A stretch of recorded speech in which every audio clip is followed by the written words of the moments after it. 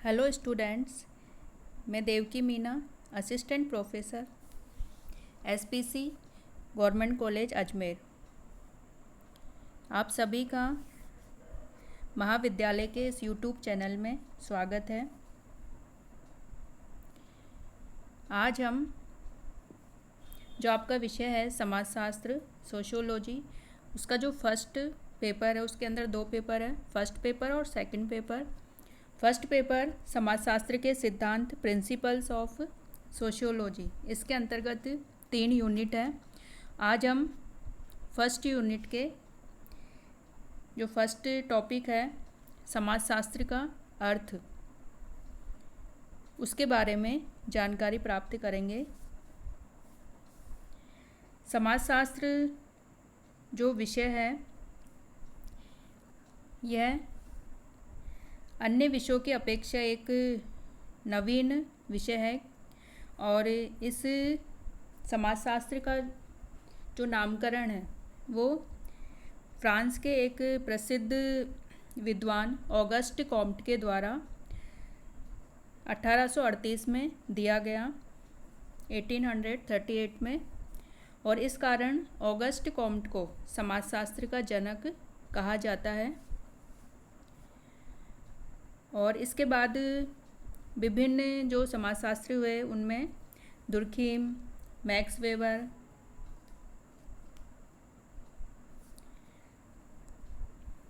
Ginsberg, Herbert Spencer आदि विद्वानों ने इसमें धीरे धीरे बाद में समाजशास्त्र विषय में अपना योगदान दिया। तो आज हम सबसे पहले समाजशास्त्र क्या है उसके बारे में जानकारी प्राप्त करेंगे। तो सबसे पहले हम देखते हैं कि जो समाजशास्त्र जो शब्द है, सोशियोलॉजी जो शब्द है, उसका शाब्दिक अर्थ क्या है। तो हम देख सकते हैं कि जो सोशियोलॉजी जो शब्द है वो समाजशास्त्र जो शब्द है वो दो शब्दों से मिलकर बना है। फर्स्ट है सोशियस, यह शब्द लैटिन भाषा से लिया गया है और सोशियस का अर्थ है समाज। और दूसरा है लोगस, और यह शब्द लोगस जो शब्द है ग्रीक भाषा से लिया गया है और लोगस का अर्थ है शास्त्र। तो इस प्रकार समाजशास्त्र का जो शाब्दिक अर्थ है वो है समाज का विज्ञान, अर्थात एक ऐसा विषय जो कि समाज का व्यवस्थित और क्रमबद्ध अध्ययन करता है। इस प्रकार हम शाब्दिक दृष्टि में यदि कहें कि समाजशास्त्र का क्या अर्थ होता है तो हम ये कह सकते हैं कि समाजशास्त्र समाज का व्यवस्थित और क्रमबद्ध रूप से अध्ययन करने वाला विज्ञान है। अर्थात समाजशास्त्र में समाज का अध्ययन किया जाता है। अब हम देखते हैं कि समाजशास्त्र की जो परिभाषाएं हैं वो कौन कौन सी हो सकती है। तो समाजशास्त्र की परिभाषाएं विभिन्न विद्वानों ने अपने अनुसार अलग अलग रूप से समाजशास्त्र को परिभाषित किया है और जितनी भी समाजशास्त्र की परिभाषाएं हैं उन्हें हम 4 भागों में बांट सकते हैं।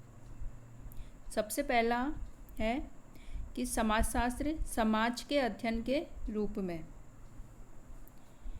तो समाजशास्त्र को समाज के अध्ययन के रूप में मानने वाले जो विद्वान हैं उनमें गिडिंग्स, वार्ड,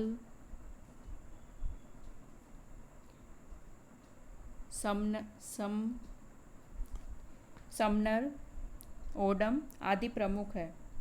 इन्होंने समाजशास्त्र को एक ऐसे विज्ञान के रूप में परिभाषित किया है जो कि संपूर्ण समाज का एक समग्र इकाई के रूप में अध्ययन करता है।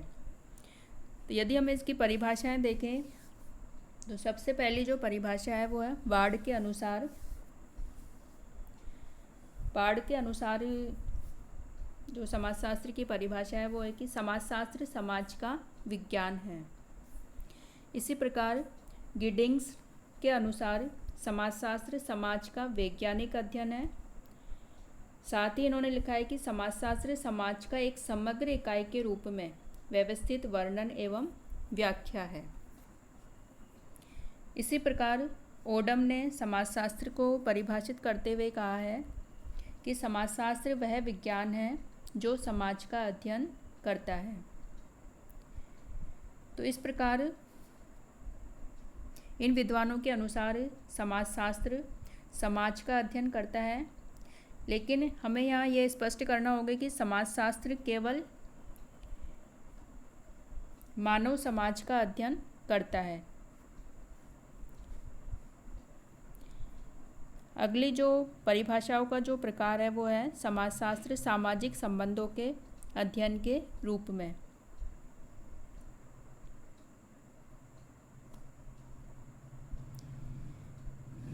विभिन्न विद्वानों ने जैसे कि मैकाइवर तथा पेज, क्यूबर, मैक्स वेबर, वॉन वीज आदि ने समाजशास्त्र को सामाजिक संबंधों का व्यवस्थित रूप से अध्ययन करने वाले विज्ञान के रूप में परिभाषित किया है। तो इसमें जो परिभाषाएं हैं उसमें हम देख सकते हैं कि सबसे पहले है मैकाइवर तथा पेज। और मैकाइवर और पेज ने अपनी पुस्तक सोसाइटी, इनकी पुस्तक का नाम है सोसाइटी समाज, इसमें समाजशास्त्र को परिभाषित करते हुए कहा है कि समाजशास्त्र सामाजिक संबंधों के विषय में है और संबंधों के इसी जाल को हम समाज कहते हैं। अगली जो परिभाषा है वो है क्यूबर के अनुसार। इन्होंने कहा है कि समाजशास्त्र को मानव संबंधों के वैज्ञानिक ज्ञान की शाखा के रूप में परिभाषित किया जा सकता है। इसी प्रकार मैक्स वेबर ने कहा है कि समाजशास्त्र प्रधानतः सामाजिक संबंधों तथा कृत्यों का अध्ययन है। तो इस प्रकार इन विद्वानों ने समाजशास्त्र को एक ऐसा विज्ञान माना है जो कि सामाजिक संबंधों का व्यवस्थित अध्ययन करता है। और सामाजिक संबंध क्या होते हैं इसके बारे में हम आगे विस्तृत रूप से अध्ययन करेंगे। अगली जो परिभाषा है वो है कि समाजशास्त्र समूहों के अध्ययन के रूप में। तो इसके अंतर्गत जॉनसन, नॉब्स, हाइन तथा फ्लेमिंग ने समाजशास्त्र को समूहों में लोगों का वैज्ञानिक और व्यवस्थित अध्ययन कहा है। यानी कि समाजशास्त्र एक ऐसा विषय है जो कि विभिन्न समूहों का वैज्ञानिक अध्ययन करता है। इसमें जो परिभाषाएं हैं उनमें है जॉनसन के अनुसार कि समाजशास्त्र सामाजिक समूहों का विज्ञान है और सामाजिक समूह सामाजिक अंतः क्रियाओं की एक व्यवस्था है। इसी प्रकार हाइन तथा फ्लेमिंग के अनुसार समाजशास्त्र समूहों में लोगों का वैज्ञानिक और व्यवस्थित अध्ययन है। इस प्रकार इन विद्वानों ने समाजशास्त्र को एक ऐसे विषय के रूप में परिभाषित किया है जो कि समूहों में लोगों का अध्ययन करता है।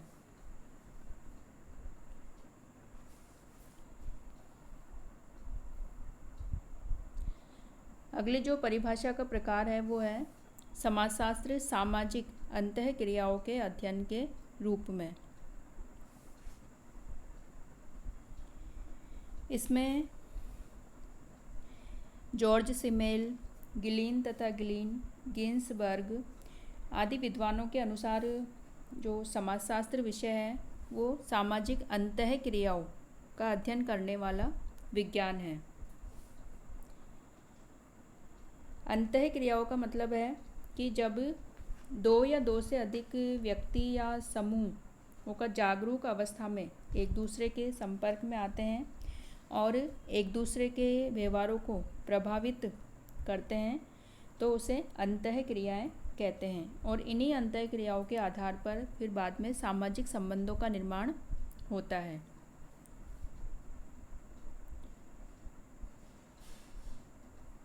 तो इसमें जो परिभाषाएं हैं गिलीन तथा गिलीन के अनुसार, गिलीन और गिलीन की जो पुस्तक है वो है कल्चरल सोशियोलॉजी। इनके अनुसार व्यापक अर्थ में समाजशास्त्र व्यक्तियों के एक दूसरे के संपर्क में आने के फलस्वरूप उत्पन्न होने वाली अंतः क्रियाओं का अध्ययन कहा जा सकता है। इसी प्रकार गिन्सबर्ग के अनुसार, गिन्सबर्ग की जो पुस्तक है वो है सोशियोलॉजी, समाजशास्त्र। इन्होंने समाजशास्त्र को परिभाषित करते हुए कहा है कि समाजशास्त्र मानवीय अंतः क्रियाओं और अंतः संबंधों, उनकी दशाओं और परिणामों का अध्ययन है। अगली जो परिभाषा हम देखते हैं वो है जॉर्ज सिमेल के अनुसार। जॉर्ज सिमेल ने समाजशास्त्र को परिभाषित करते हुए कहा है कि समाजशास्त्र मानवीय अंतर संबंधों के स्वरूपों का विज्ञान है। तो इस प्रकार इन विद्वानों ने समाजशास्त्र को सामाजिक अंतः क्रियाओं का विज्ञान माना है। तो इस प्रकार विभिन्न विद्वानों ने समाजशास्त्र को अलग अलग ढंग से अपने अनुसार परिभाषित किया है। तो सार रूप में हम ये कह सकते हैं कि जो समाजशास्त्र विषय है वह संपूर्ण समाज का एक समग्र इकाई के रूप में अध्ययन करने वाला विज्ञान है और इसमें सामाजिक संबंधों का व्यवस्थित अध्ययन किया जाता है और इन्हीं सामाजिक संबंधों को ठीक से समझने के लिए सामाजिक क्रिया, सामाजिक अंतः क्रिया, सामाजिक मूल्यों, सामाजिक संस्थाएं, सामाजिक समूह आदि का अध्ययन किया जाता है। तो इस प्रकार